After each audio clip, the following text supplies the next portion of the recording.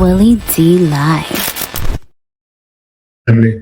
Donald Trump, your president, and his vice president, JD Vance, are scared. They're shaking in their boots, scared to go to Pakistan.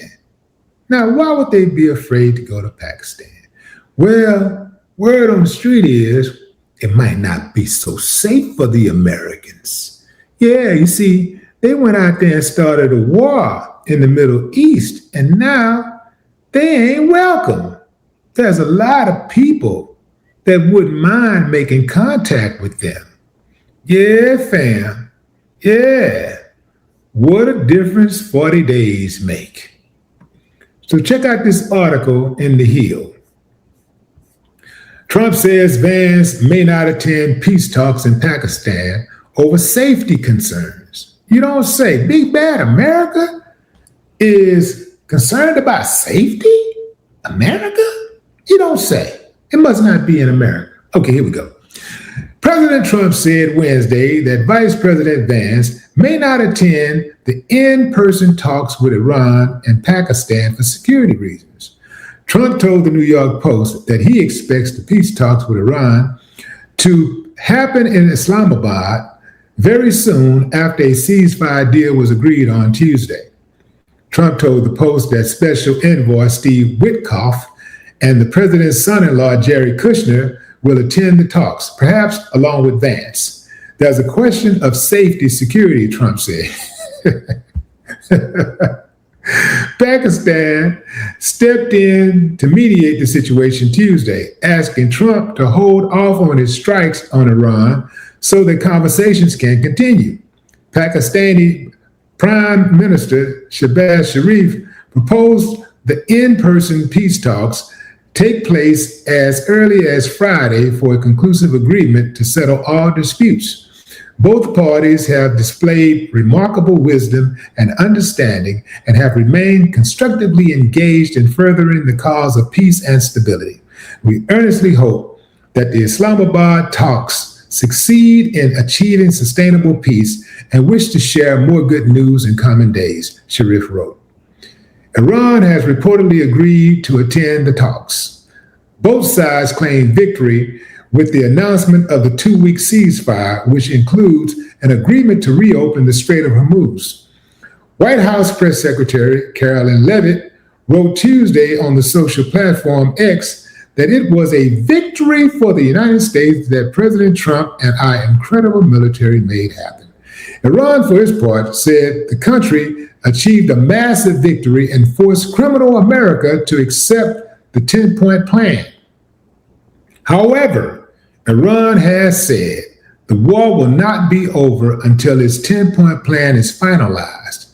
The Iranian plan would allow for opening of the strait, along with guarantees that the country would not be attacked again. All sanctions would be lifted, and Israel would halt its attacks in Lebanon.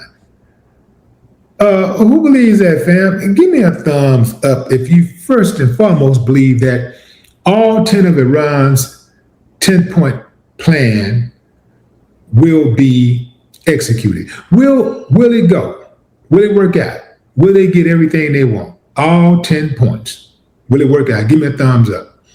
Thumbs down if you say, nah, man, I don't think that's going to happen, bro. I don't think that's going to happen. See, I don't think that's going to happen. All 10 points. But I think that's going to be the U.S. have to save face, right? So I don't think 10 points is a lot of points. So, and the U.S. had 15 points. So first and foremost, they got to look at those U.S. 15 points and see if they'll concede to that. They got to look at those 10. And there has to be, some type of process of elimination based on what the other side wants. It's possible. But here's the deal. Here's the situation that a lot of people don't understand about the real order of the deal. A good deal is typically when both sides feel a little pain. Both sides feel a little pain, that's a good deal. Because, look, I didn't get everything I wanted, but I got enough of what I wanted to be okay with the deal, you know. I'm cool with the deal, you know. It ain't the best deal, but it's a deal, you know. So, you know, I think it's decent based on what I'm getting and based on what you're getting. So I got to feel a little pain. You got to feel a little pain. A deal where one side gets everything is not a good deal. That's never a good deal. So I do believe that even for those points that Iran is really, really stuck on, I think they might get off the brakes a little bit. Now, I think one side, one of those points is going to be tough. And that's that part with not having any type of uranium, not being able to build a nuke. I think Iran is saying, look, man, we was cool with that at first before y'all attacked us. But since y'all attacked us, now we know we need nukes to keep y'all off of us. See, that's the only thing that'll keep America honest. If you look at America, America don't attack countries. They do not attack countries that have nukes. They do not. They don't come close to attacking a country that has a nuke because they know that country might say, you know what? Blow it all up. So I don't think that Iran is going to get off the gas in that regard. I do not believe that. The systemic intersection of Trump and Epstein has turned the world into a human abattoir. You do not fight the devil with prayer. You fight the devil with parallel force. And that's what a lot of these countries are starting to realize about dealing with the United States. People now realize, I think a lot of these countries finally realize that the United States does not care about the rest of the world. The United States is in it for the United States, point blank, period. And that's where the United States makes its biggest mistake, because the world is bigger than the United States. Imagine living in a neighborhood, family, if you will, and you only care about your house. So when your neighbor house gets broken into, you just watch it happen and you don't do anything. You just watch it happen. You don't try to, go outside and confront them. You don't call the police. You don't throw a rock, let them know you out there, somebody watching or something. You don't do nothing. You don't say, hey, nothing. You don't scream out the window, nothing. You just watch it happen. Because as long as it's not happening to you, it's all good. See, that's a fundamental mistake that a lot of Americans make. A lot of Americans make that mistake. Imagine, fam, you live in a neighborhood and some little kid is out in the yard playing. You see a white van, it's always a white van. You see a white van pull up. Looks strange, you know what I'm saying? Could be some workers or something, but you watching. Dude get out with all black on.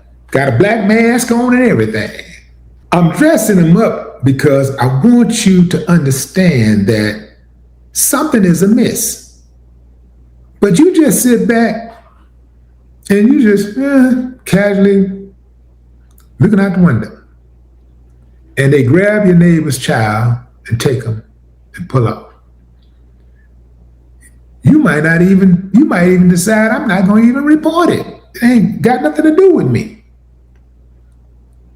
Do you see how dangerous that is, fam? If it happens to your neighbor, you're next.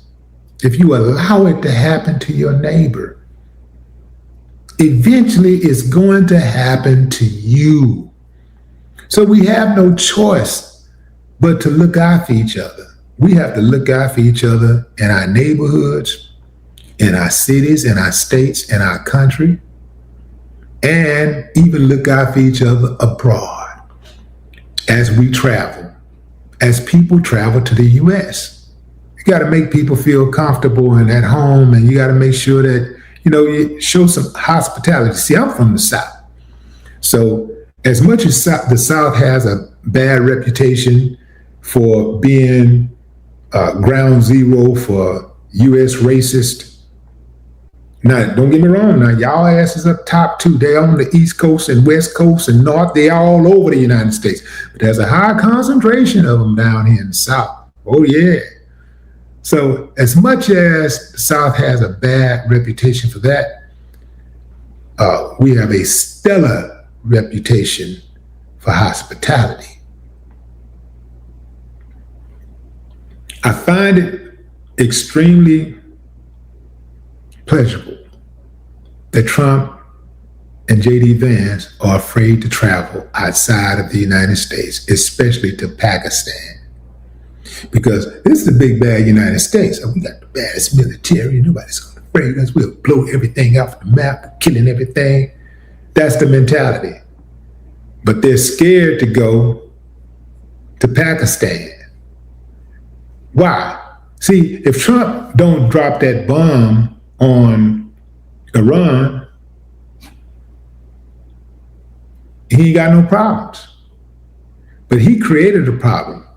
Not only for JD Vance, I don't give a damn what's going on with him, but other Americans are in danger as they travel overseas.